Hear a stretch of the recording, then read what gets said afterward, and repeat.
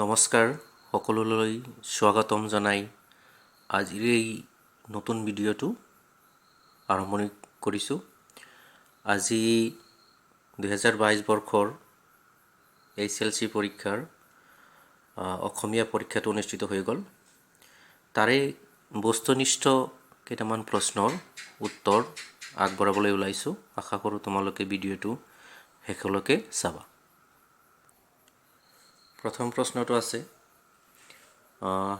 1 number প্ৰশ্ন, অতি চমু উত্তৰ লিখা। কলেজীয়া সময়ৰ পৰাই ডিম্বেশ্বৰ নেওগে কোনখন আলোচনীত প্ৰবন্ধ আৰু কবিতা প্ৰকাশ কৰে? এইটোৰ উত্তৰ হ'ব বাহী আলোচনী। খ নম্বৰ আছে সুকুমাৰ কলাৰ ভিতৰত কোনটো শিল্পক বেছি স্থায়ী বোলা হৈছে? এইটো হ'ল চিত্ৰশিল্প। গতিকে ক আৰু খৰ উত্তৰটো তোমালোকে পালা। নেক্সট শ্বৰ্ট কুৱেশ্যন আছে কুৱেশ্যন নম্বৰ 5। অতি চমু উত্তৰ লিখা। কুঁৱলীৰ অন্তৰংগ বান্ধৱীগৰাকীৰ নাম কি?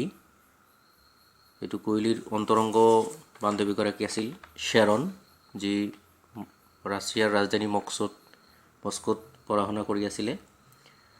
আৰু খ নম্বৰত আছে কুঁৱলীক দেউতাকে কিয় কম্পিউটাৰটো উপহাৰ স্বৰূপে দিছিল?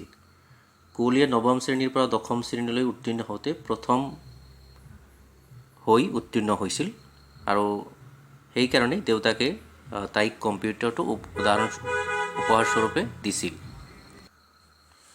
তাৰ পিছৰ প্ৰশ্নটো অতি চমু প্ৰশ্নটো আছে কুৱেশ্যন নম্বৰ 9। তোমাৰ পাঠ্যপুথিৰ অন্তৰ্গত বৰগীতটিৰ কোনে ৰচনা কৰা? এইটো আমি জানো শ্ৰী শ্ৰী মাধৱদেৱ এখেতে ৰচনা কৰা বৰগীতটো আছে। খ নম্বৰত আছে জিকিৰৰ ৰচক কোন? এইটো আজান ফকীৰ। পিছৰ চুটি প্ৰশ্নটো আছে 13 নম্বৰ প্ৰশ্ন, সৈয়দ আব্দুল মালিকৰ একমাত্ৰ কবিতা পুথি। আচলতে এখেতে কবিতা পুথি কেইবাটাও লিখিছিল। ইয়াতে একমাত্ৰ কবিতা পুথি কিয় বিচাৰিছে কথাটো অলপ কেৰুণ থাকি গ'ল। তথাপি কৈছোঁ বেদুইন, স্বাক্ষৰ, স্বপ্ন দুস্বপ্ন আৰু কিছু কথা আৰু ছন্দহাৰাৰ কবিতা। এখেতৰ জীৱনী পঢ়িলে এই 4খন কবিতা পুথিৰ কথা গম পোৱা যায়। গতিকে ইয়াৰ যিকোনো এখন লিখিলে নিশ্চিতভাৱে শুদ্ধ উত্তৰ হ'ব। ইয়াৰ পিছত অতি চুটি প্ৰশ্ন উত্তৰ আছে 16 নম্বৰ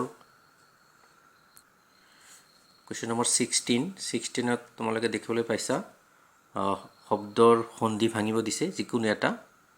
ইয়াতে 3টা আছে উমানন্দ, মহোৎসৱ আৰু সমন্বয়। উমানন্দ যদি ভাঙো তেনেহ'লে উমাযোগ আনন্দ আৰু মহোৎসৱ ভাঙিলে মহাযোগ উৎসৱ। ঠিক তেনেকৈ সমন্বয় ভাঙিলে সমযোগ অন্যয়। মৰতলত এটা স্বচন্ত দিব লাগিব, সমযোগ অন্যয়। তাৰপিছত খ নম্বৰত আছে তলৰ যিকোনো এটাৰ ব্যাস বাক্য সহ সমাসৰ নাম লিখা। প্ৰথম আছে গুৰু শিষ্য। এইটো যদি আমি সমাসলৈ নিওঁ, এইটো কি সমাস আছে? এইটো দ্বন্দ্ব সমাস। আচলতে দ্বন্দ্ব সমাসৰো ভাগ আছে কেইবাটাও। তাৰ এইটো ইতৰেতৰ দ্বন্দ্ব সমাস, অৰ্থাৎ দুটা বিশেষ্য পদ গুৰু আৰু শিষ্য। গুৰু আৰু শিষ্য মিলি গুৰু শিষ্য হৈছে, এইটো ইতৰেতৰ দ্বন্দ্ব সমাস। ঠিক তেনেকৈ পঞ্চনদ, 5খন নদী বা পঞ্চনদীৰ সমাহাৰ, যিটোক আমি দ্বিগু সমাস বুলি ক'ব পাৰোঁ, এইটো দ্বিগু সমাস। ঠিক তেনেকৈ খেতি পথাৰ, খেতি আৰু পথাৰ। কিন্তু এই প্ৰথম যিটো গুৰু আৰু শিষ্য, খেতি আৰু পথাৰ দুয়োটাই দ্বন্দ্ব সমাস যদিও পিছৰটো সমাহাৰ দ্বন্দ্ব হিচাপেহে আমি জানো।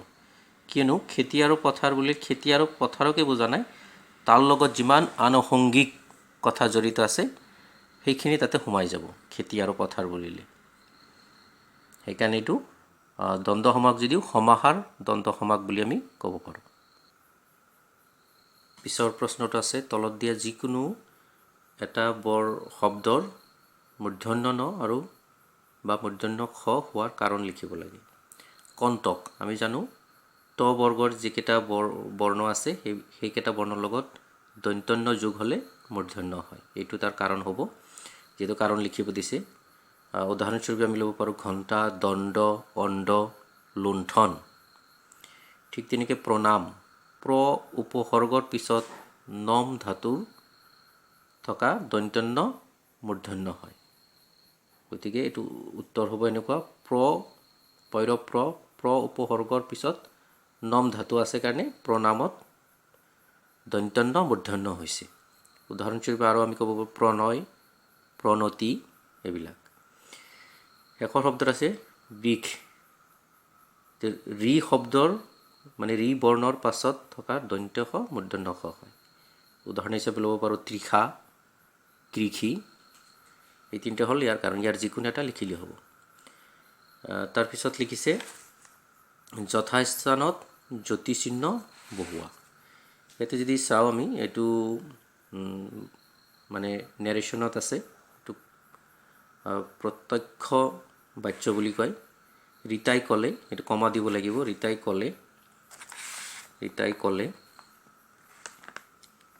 ক'লে তাৰপিছত ঊৰ্ধ্বকমা আৰম্ভ হ'ব।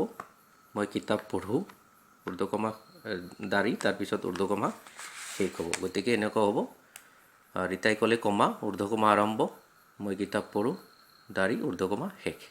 তো যথাস্থানত জ্যোতিচিহ্ন এইটো বহুৱা এনেকৈ হ'ব। তাৰপিছত আছে তলৰ যিকোনো এটা শব্দৰ বিপৰীতাৰ্থক শব্দ লিখা। বিপৰীত শব্দ লিখিব দিছে। হ্ৰাস, হ্ৰাস মানে কমি যোৱা। গতিকে বিপৰীত শব্দটো কি? বৃদ্ধি। উৎকৃষ্ট, ইয়াৰ বিপৰীত হ'ব নিকৃষ্ট। তাৰপিছত আছে অতিবৃষ্টি, এইটো বিপৰীত শব্দ অনাবৃষ্টি।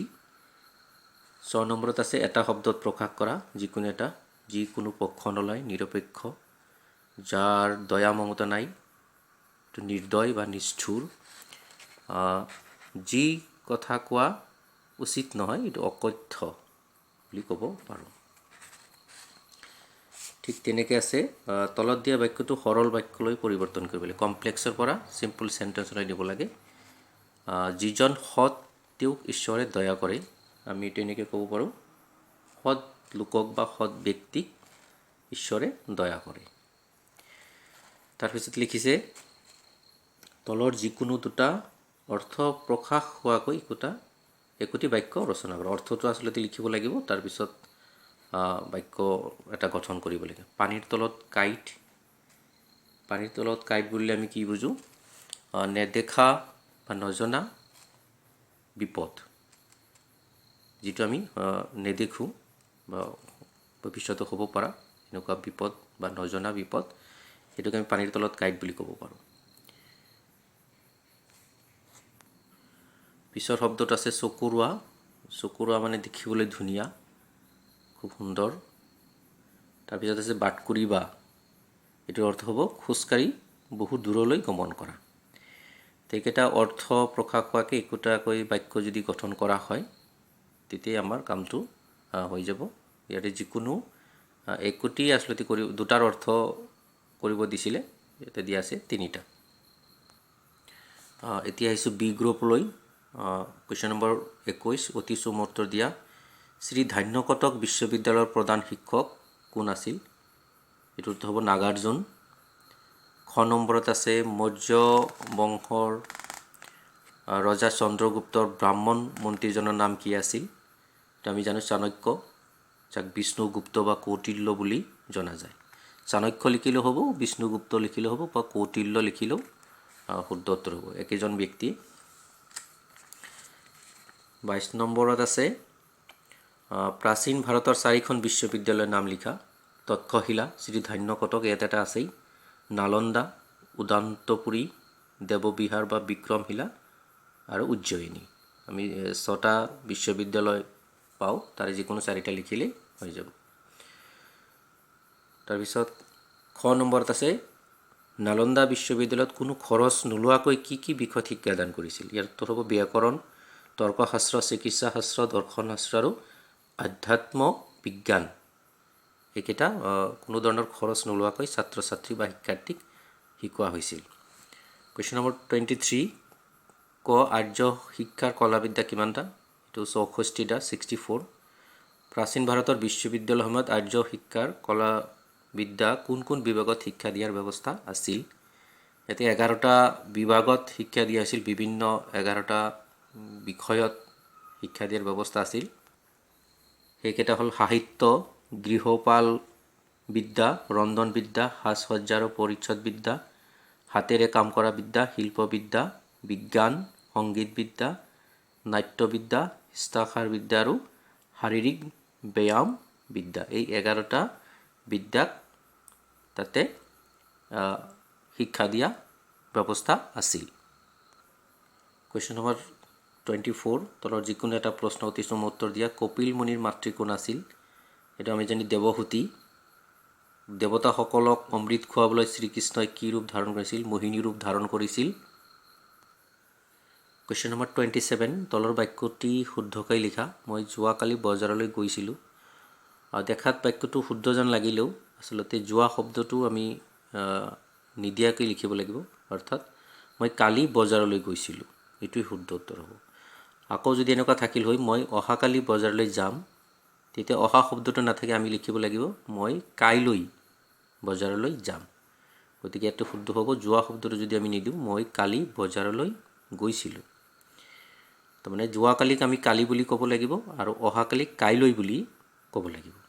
তলত দিয়া শব্দ দুটাৰ একোটাকৈ সমাৰ্থক শব্দ লিখা। খ নম্বৰত আছে এইটো ঐশ্বৰ্য। ঐশ্বৰ্য মানে আমি জানো সম্পত্তি বা ধন। চৰাই, এইটোৰ সমাৰ্থক হ'ব পক্ষী। ঠিক তেনেকৈ তলত দিয়া শব্দ দুটাৰ বিপৰীত লিংগ লিখিব গৈছে দেউৰ। দেউৰৰ বিপৰীত লিংগ হ'ব ননদ আৰু সুন্দৰীৰ সুন্দৰ। সুন্দৰ আমি লিখিব পাৰোঁ, নাইবা সুকান্ত, সুকুমাৰ, এইবিলাক শব্দ লিখিলেও হ'ব। আকৌ একেবাৰে শেষৰ প্ৰশ্নটোলৈ আহিছোঁ। তলত দিয়া যিকোনো তিনিটা শব্দৰ আধুনিক ৰূপ লিখা। এইবিলাক প্ৰাচীন শব্দ, বজ্ৰাৱলী ভাষাত ব্যৱহাৰ হৈছিল আগতে। সুমৰন্তে মানে সুঁৱৰি, স্মৰণ কৰা, সুঁৱৰি। বিগুটীয়া মানে ঠাট্টা কৰা। তাৱকখনে মানে তৎক্ষণাত। আৰু নটোৱা মানে মতা বা তিৰোতাৰ বেশ লৈ নচা কাৰ্য, নটোৱা। প্ৰিয় ছাত্ৰ ছাত্ৰীসকল, আজিৰ এই খণ্ডটোত আমি অসমীয়া বিষয়ৰ অতি চমু প্ৰশ্ন উত্তৰ আৰু ব্যাকৰণ বিভাগৰ প্ৰশ্নকেইটাৰ উত্তৰ আমি চালোঁ। আশা কৰোঁ তোমালোকে উপকৃত হৈছা। যিসকল ছাত্ৰ ছাত্ৰীয়ে, শুভাকাংক্ষী বা বন্ধু বান্ধৱীয়ে এতিয়ালৈকে মোৰ চেনেলটো ছাবস্ক্ৰাইব কৰা নাই, আশা কৰোঁ নিশ্চয় ছাবস্ক্ৰাইব কৰিব আৰু লগৰীয়াৰ লগত ভিডিঅ'টো নিশ্চয় শ্বেয়াৰ কৰিব। ধন্যবাদ।